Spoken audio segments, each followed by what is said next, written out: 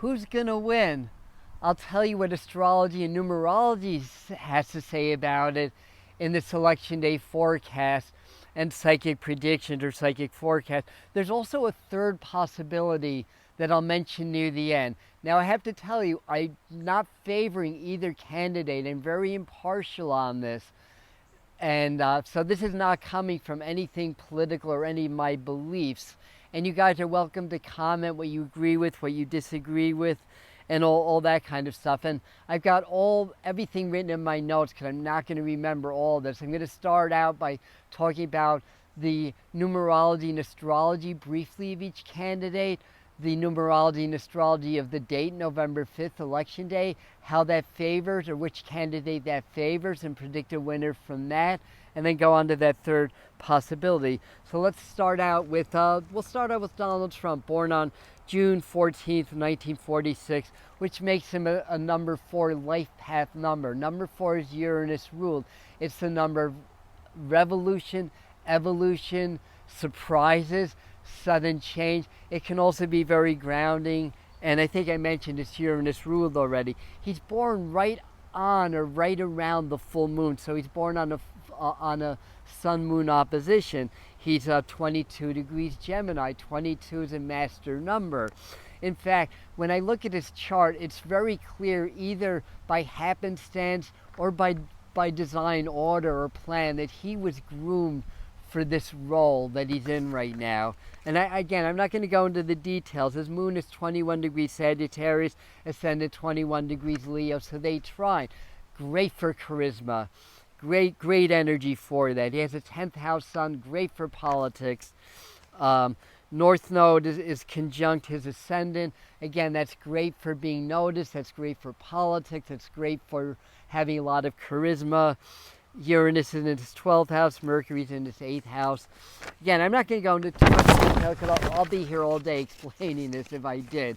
You can look up their charts and get more information. Kamala Harris, on the other hand, she's a Libra, and she's born on the 20th of October. Happy birthday, Kamala, in 1964, which makes her a 5 life path number. 5 is mercurial. 5 is about freedom and change. It's great for intelligence, great for communication. Her sun is 27 degrees Libra. 27 is the liberator. You guys may not believe that, but she's born on the day of liberation and freedom in the sign of Libra, which is more about diplomacy and balance, also about law and karma, basically. Her ascendant to 24 degrees Gemini, so being a 5 life path, which is Mercury ruled, Gemini's Mercury ruled, and she's an air sign. This makes her highly, highly intelligent, by the way, and a great communicator, and she possesses a certain amount of charisma also, but not like Trump. And Venus and Pluto are both in her 3rd house, which is also very good for communication and stuff like that. Where Trump may be more larger than life, Camilla tends to be very clever in her wording, communication, and knows how to manipulate the public. Well, so does Donald Trump, but that's beside the point. So again, let's compare, basically, looking at their childhood. Kamala was more likely raised by the school of hard knocks. Trump was more likely raised like the Little Prince. And I don't know a lot about their early upbringing, but the little I do know, the astrology supports that. Kamala, highly intelligent, great communication skills, but can lack follow-through with all that mercurial energy. That's important to note. Donald Trump, on the other hand, shows very high charisma, very grounded for this prominent role. You may not think of him being grounded, but he is for his role, and suggests that he's been chosen for that role. So anyway, moving right along, Kamala Harris will tend to say and do what's needed to gain approval based on her aspect. Donald Trump will tend to leap before he looks, will tend to blurt it out, speak his mind, and not so much care about conforming. That 4 life path number and that strong Uranus really lend to that.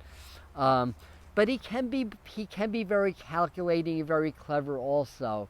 He may not have the outward base intelligence based on the astrology that Kamala has, but he can be more original also. So where Harris would tend to value people, relationships, making people happy, strong chart for law and politics and diplomacy, which is a plus for her. Trump would tend to have a chart that's more about getting the job done, keeping people safe. Both have Moon in third triant of the sign, or 20 degrees or later in the sign Sagittarius. Both show vulnerability to delusions. Big surprise there. It shows more in Trump's chart, but it's in both. So anyway, there's a little background. So let's look at election day to see who will win according to astrology and numerology. So firstly, let me flip this. I have the wrong page here. I see what I did. Hold on a second.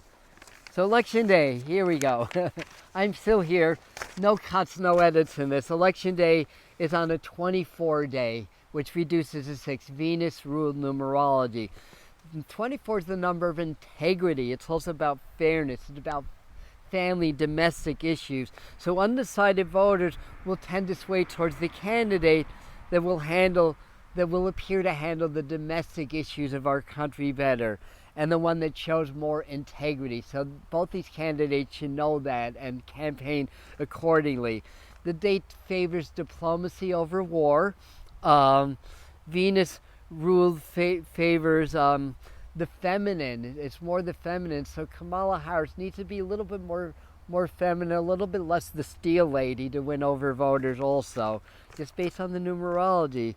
So it's going to be really based on that and some of the astrologies, more who the voters feel comfortable, even more so than the issues in many cases, and that's good.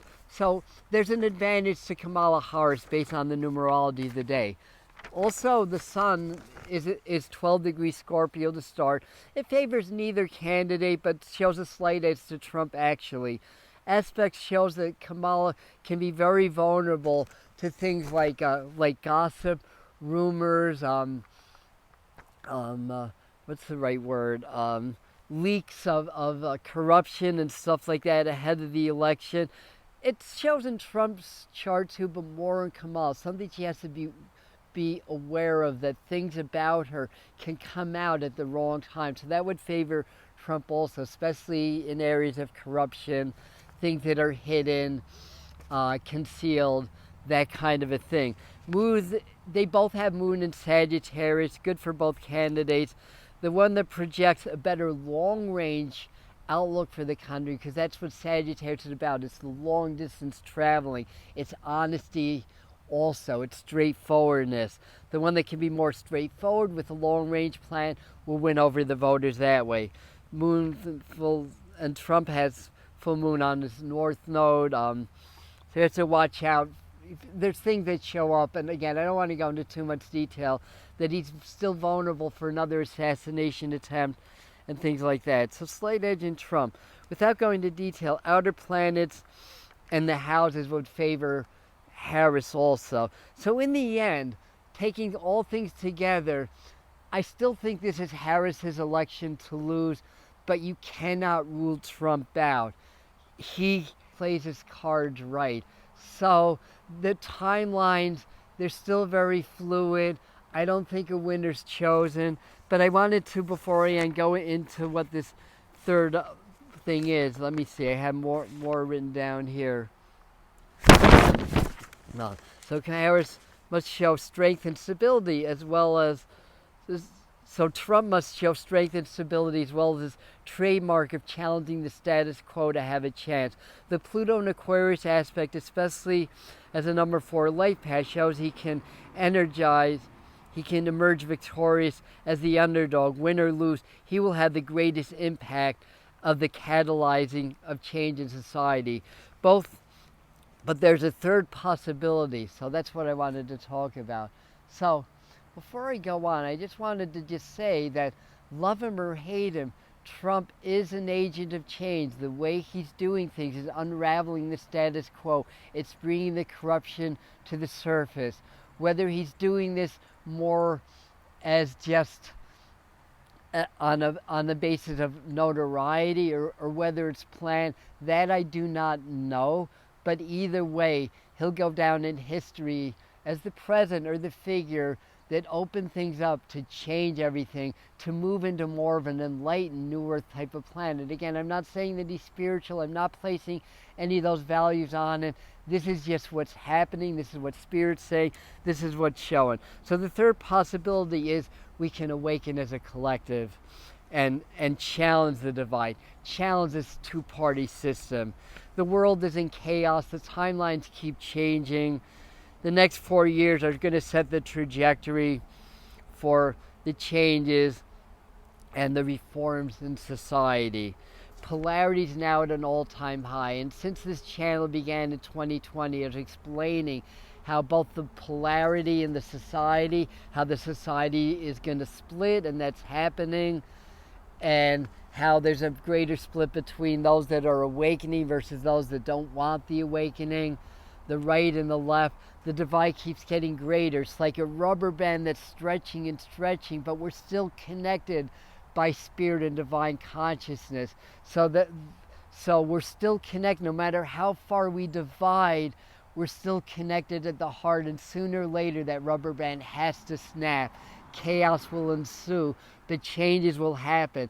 Depending on how evolved we are and how much work we do, that will determine how dramatic and traumatic those changes will be. So they don't have to be super hard or super traumatic, basically. So Harris aspect can make her more of the people's choice here.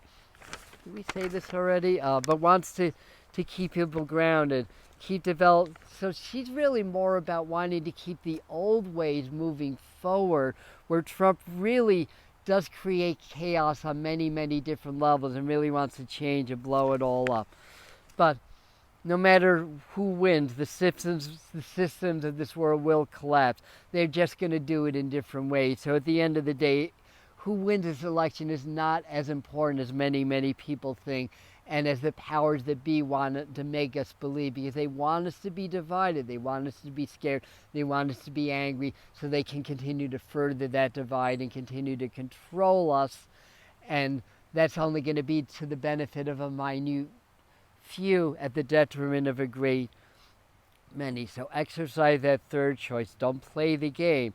Work on awakening instead. Work on being in the heart instead.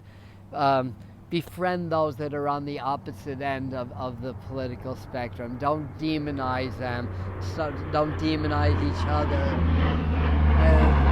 A military airplane flies right overhead as I'm talking about this.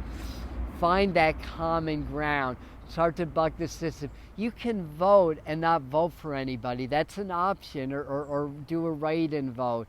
The more that protest this, the more things that are going to change. That's the third option. So anyway, that is what I have for you today.